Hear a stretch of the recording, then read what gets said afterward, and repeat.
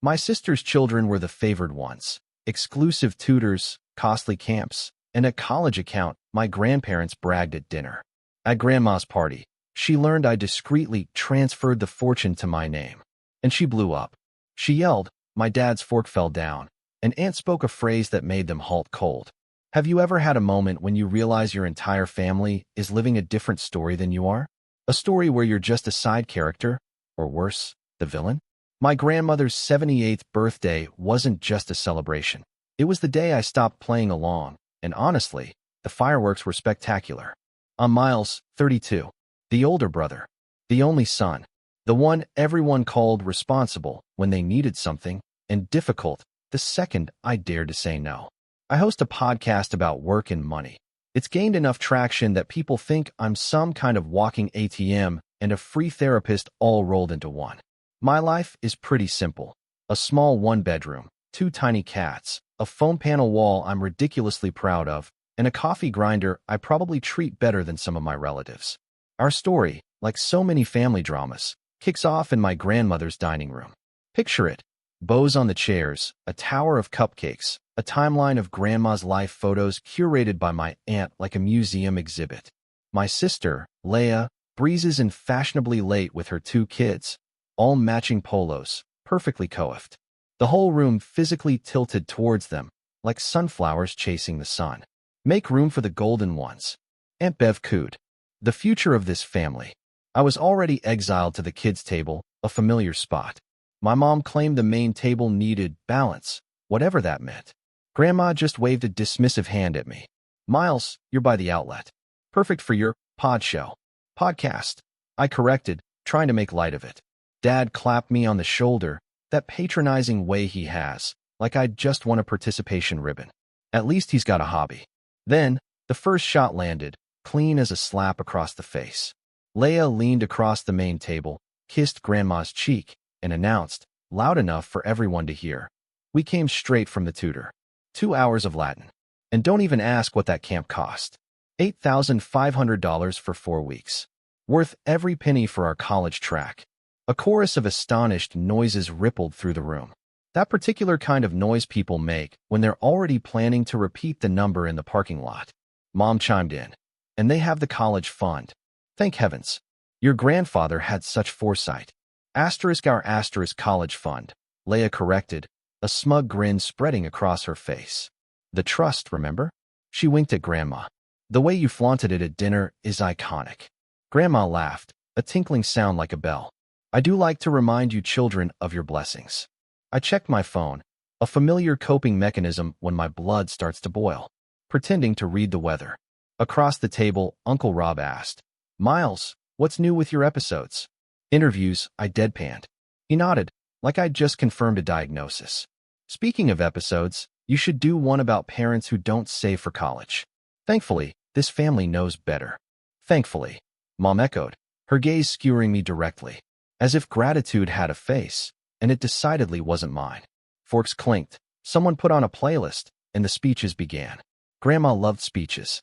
I stared at the banner that said, Happy 78th, Queen, trying to banish the mental image of the folder on my laptop labeled Trust Final. I looked at Leia's kids. They were nice enough, and then at the adults, who seemed to have never learned the difference between generous and performative. Then Grandma lifted her glass. To family, she said, and to the grandchildren we invest in. A pause, a smile, and that was my line, the one I'd replayed in my head since I was 12. Invest in the ones who matter, Mom laughed. Hear, hear. I pushed my chair back, the scrape echoing in the sudden silence. Grandma, I said, trying to keep my voice as mild as I could manage. About the trust. Not now, sweetie, she purred, her voice dripping with sugar. Let's not talk money at dinner. Leah smirked. We can talk later. You wouldn't understand the details anyway. I swallowed, a metallic taste in my mouth. You'd be surprised. Money in our house existed like weather. Inescapable, always moving, always someone's fault. When I was 12, Grandpa opened an educational trust for the grandchildren. Back then, that meant me, and future whoever. The trust was a story Grandma loved to tell. We sacrificed for education, she'd say, looking directly at me, as if I were a lesson to be learned. We prioritize the ones who will make us proud. But then Leia had kids, and the word grandchildren started to mean something that didn't include me at all. We grew up working class adjacent. 2 incomes, 1 inherited house, a savings account my mother delicately called thin. Every time I wanted something, soccer cleats, a TI, 84 calculator, Mom would sigh and say, "Ask your grandfather about the fund." He'd chuckle and change the subject. We didn't use it. We displayed it, like the nice plates. By the time I was 19, I was editing audio at 2 a.m. for a sports show that eventually fired me over text. I took barista shifts, learned to EQ and mix on cheap earbuds, taught myself just enough web stuff to post episodes at stupid o'clock. Leia, 2 years younger, had mastered the family tradition of being adored. "Miles is so intense," she'd say. "You should have fun." Fun had a price tag. I had rent. When she had her first child, the trust got loud. "Our golden grandbaby." Grandma would coo, tapping a manila folder. She'd tell waiters about the fund like it was a dessert special. Private school, private tutor, private everything. $8,500 for camp, darling. They learned STEM and sailing. Best 3 letters in this house, Roy. Meanwhile, I was Venmo requesting my dad for my own birthday dinner because he forgot his wallet. I won't pretend I was perfect. I missed birthdays. I canceled on Leia's brunches. I ducked out of family photos. I was hustling, and honestly, I was ashamed of hustling. The podcast scraped, then grew, then dipped, then spiked. Ads started coming in. I learned how to read mid-rolls without sounding like a hostage. I started a Patreon. I paid off a credit card in a burst of joy so intense I cried into a towel. And still, the family script never changed. "Miles, your sister's kids have needs. Don't be selfish. Your podcast is cute." The first major fracture was the group chat incident. Leia dropped a picture of her kids with their tutor. The kids looked bored. The tutor looked rich. Leia wrote, 2 hours a week, worth every penny. College path secured. Grandma replied with 8 clapping emojis, and then, "So glad we set up their trust young." I typed, a tremor in my fingers. Wasn't the trust for all the grandchildren? "Mom, stop stirring, Miles." "Leia, you don't even have kids." "Grandma, we're talking about actual grandchildren, dear." I stared at that message until my phone locked itself. Asterisk actual grandchildren? Cool. Asterisk I called Grandpa. His voice, by then, had grown thin. "It was meant to be fair," he said. "To help you both with education." Leia used it for camp. Camp can be educational. Can it be $8,500 educational? He sighed. "Talk to your grandmother." Talking to Grandma meant being told I was dramatic. She said I should be grateful the family had anything at all. "Don't be crass, Miles. College costs money." I countered, "I went to college. I'm still paying interest." She sniffed. "Well, you chose audio." As if I'd chosen to be allergic to money on purpose. Then, Grandpa died. And the trust, quiet for 6 months, suddenly woke up. At the will reading, there was a paragraph everyone else glossed over, but it snagged my attention like a barbed hook. It named me and Leia as co-beneficiaries of an educational trust, with a successor trustee to be appointed by the co-beneficiaries in the event of mismanagement. I stared at the word mismanagement until it blurred. I had receipts. The camp invoices. Leia bragging about private ski weekends for their development. The tutor package, renamed enrichment, in the bank memos Grandma wrote herself. I asked the lawyer if enrichment counted. He raised an eyebrow. If it's not post-secondary education or direct academic cost, it's arguably outside the trust purpose. Arguably, I repeated. He shrugged. "If you care to argue." I did. And I didn't. My show was finally paying me real money. I was finally sleeping through the night. Did I want a war with my family? No. But did I want to stop being told I was less than actual family? Absolutely. So I read. I devoured trust law until the words felt like a second language. I learned about fiduciary duty, successor trustees, and the crucial difference between education and enrichment. I started a new folder on my laptop, Trust Drafts. I asked myself the question I often asked guests on my show.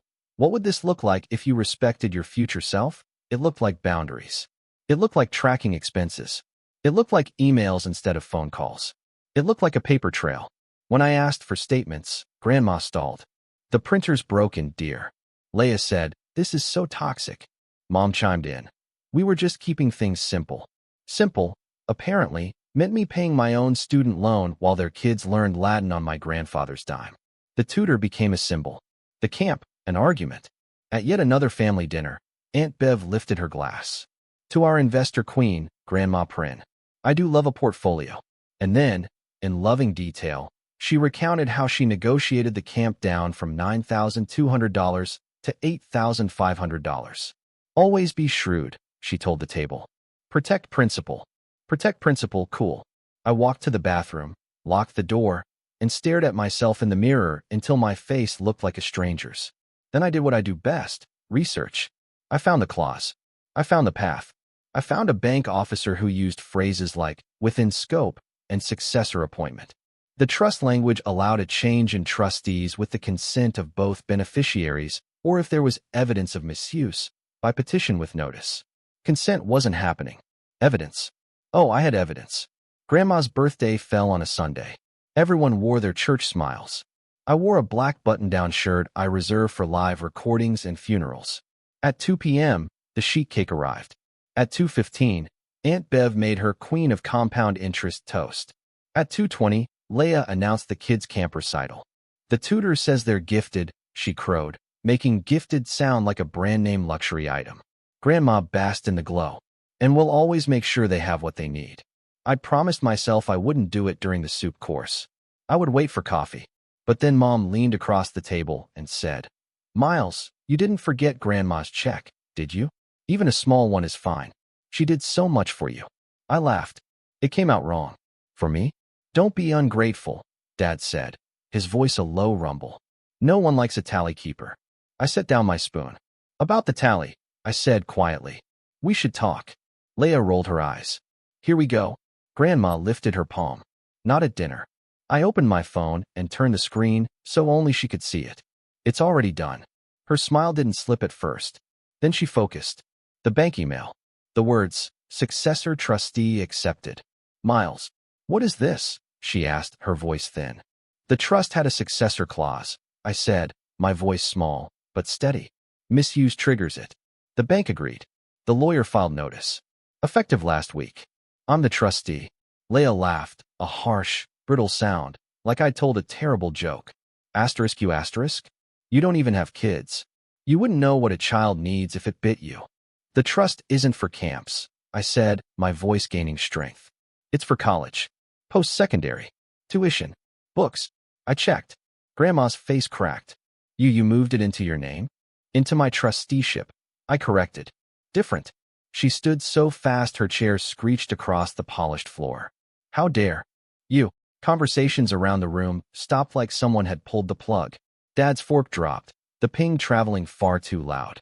Miles, he said, his voice low, the tone he uses right before a lecture. Fix this. Mom's lips were a knife's edge. After all we've done for you. Leia pointed a finger at me, trembling with indignation. You're stealing from my kids. I kept my hands under the table so no one would see them shake. No one's stealing. The trust is intact. I'll approve college expenses. I'll pay tuition directly. But enrichment and $8,500 camps? Those are out. Aunt Bev whispered. Is this legal? From the far end of the table, the quietest person in the room spoke. My aunt by marriage, Joy, who never raised her voice, said one sentence that sliced the air in half. Asked why the statements were hidden. Everything froze. Grandma blinked. Excuse me. Aunt Joy folded her napkin. I asked for statements when I co-signed Leia's preschool deposit, remember? You told me the trust wasn't public. That's when I realized you weren't tracking properly. So yes. Asked why the statements were hidden. Leia rounded on her. Joy, not helpful. Joy didn't flinch. Helpful would have been following the rules. The room filled with noise again, but it was agitated, murmuring. A glass set down too hard. A child's chair scraping. Someone whispering, oh my God. Grandma's voice returned, jagged and raw. I did what was best. For whom? I asked. She pointed a shaking finger at me. You have always resented them. She meant the kids. I looked at them. The oldest one stared at his napkin, shoulders hunched high around his ears. They're not the problem, I said, my voice steady now. The rules are the rules. Dad stood. Give it back. It's not a piggy bank, I countered. It's a trust. And I'm done being the villain because I know how to read. The fallout was a group text that felt like a fire alarm. First, Leia, you've humiliated us. The kids are crying. You've ruined Grandma's birthday. Then, Mom, you heartless boy, fix this or don't come around anymore. Then, Dad, call me. Man to man, we'll sort it out. I didn't call. I emailed. I wrote like a podcaster who edits out every awkward pause for a living. Clean, time-stamped, impossible to misread. I attached the trust document with the relevant sections highlighted. I attached the bank officer's note. I attached a summary of disallowed expenses, with a conciliatory paragraph that said I'd cover this semester's tutor out of my own pocket so the kids wouldn't take the hit while the adults adjusted. Leia replied in 10 seconds. Keep your blood money. Joy wrote privately. Proud of you. This is the first non-crazy thing in this family since 2004. Grandma didn't text for 3 days. When she did, it was a voicemail that started with a sigh and turned into a monologue about loyalty. She used words like betrayal, ungrateful, show off. She ended with, you'll regret this when you have your own. I pressed the message into the silence of my apartment and let it sit there on my desk, a sticky note. Respect your future self. I opened my bank app, paid off a chunk of my student loan, then closed it without taking a screenshot for once. The show went on. I recorded an episode about boundary budgets, how to allocate money and attention when your family runs on expectations. When people tell you that enforcing rules is cruel, I said into the mic that budgets are betrayals. Setting a boundary doesn't make you hard, it makes you honest. The inbox exploded. People told me about cousins who used grandma's medical fund for a destination wedding, about brothers who bought jet skis with college money. I cried twice, muted my mic, and kept going. A week later, Dad called. Son, he said, overly warm. Can we meet at the diner? I chose a public place and arrived early. He slid into the booth, ordered coffee he didn't drink, then leaned forward. Your grandmother is upset. I noticed. He rubbed his eyes. She feels disrespected. I moved the trustee role per the clause. I know. He tried for a smile. Look, maybe we could make a family agreement. You put your sister back in charge. We'll all forgive and forget. You can even be a co-signer if that makes you feel respected. The way he said, respected, made me want to flip the table. I didn't. I breathed, like my therapist taught me. Dad, we can use it for tuition, fees, books. Anything else is a no. That's the agreement. He sat back. You sound like your show. That wasn't an insult. He exhaled, then tried a different route. Your grandmother's afraid of losing face. She lost track. Those are different. Family is messy, I conceded. So is math. He stared at me. I don't recognize you lately. I finally recognize myself, I said. The door chimed. A busboy laughed. Life continued. We settled into a new rhythm. Beige holidays without me. Texts I didn't answer right away. Uninvites disguised as we thought you'd be busy. I sent the school their 1,099 Q forms. I sent the university bursar an email confirming direct tuition payment when the time came. Leia sent me a screenshot of an unpaid enrichment invoice with the caption, Monster. I didn't reply. Then a weird thing happened. My cousin Nate, quiet, anxious, always on the edge of family group photos, called me. I heard what you did, he said. It made me ask my parents about my 529. He paused. There isn't one. I'm sorry. I'm not calling to dump on you. I'm calling because hearing you say no gave me permission to ask. And now, he was opening his own account, even if it was $50 a month. We talked about compounding interest. I sent him my budgeting spreadsheet. He sent me a picture of his dog in a sweater. It was the best conversation I'd had with a relative in years. The day tuition came due for Leia's oldest, I paid it directly to the university and CC'd Leia, my parents, and Grandma. No note, no? Flourish, just a copy of the transaction and the balance remaining. Leia wrote back, fine. Which, in our family, was a peace treaty. Grandma stayed nuclear. She asked friends at church for prayers for a wayward grandson. Aunt Bev sent me passive-aggressive memes about honoring your elders. Mom tried guilt by dessert. She left a cake at my door. The frosting said, family first. It melted slightly in the afternoon sun and looked like a horror prop. I took a photo, then ate a corner, and threw the rest out. My therapist asked how I was sleeping. Better, I said. I felt unhooked. Not free, exactly, but unstuck. On air. I told a story on my podcast about financial gaslighting. When people tell you that enforcing rules is cruel, that budgets are betrayals. I said, setting a boundary doesn't make you hard, it makes you honest. The episode charted. A sponsor asked to extend. The team I'd assembled, 2 part-timers, 1 editor, sent confetti emojis. I bought them lunch. Sometime in there, Grandma texted, if you insist on playing banker, at least visit. I went. She poured tea like it was an apology, then didn't apologize. We sat in her over-decorated living room, floral everywhere, gold frames reflecting back a dozen versions of us. You hurt me, she said. You embarrassed me, I replied. Is that what you wanted? Revenge? No, I wanted fairness. She tapped the table. Fairness is not the same as love. I know, I said. That's why I chose fairness. Love gets confused in this family. She looked at me for a long time. You are so sure. I'm sure about this. Do you think you're better than us? I think I'm allowed to be equal. She looked away, blinked hard, and changed the subject to hydrangeas. We talked about flowers for 10 minutes, and I left feeling like I'd escaped a maze without a map. Grandma's birthday lives rent-free in my head, but it doesn't burn like it did.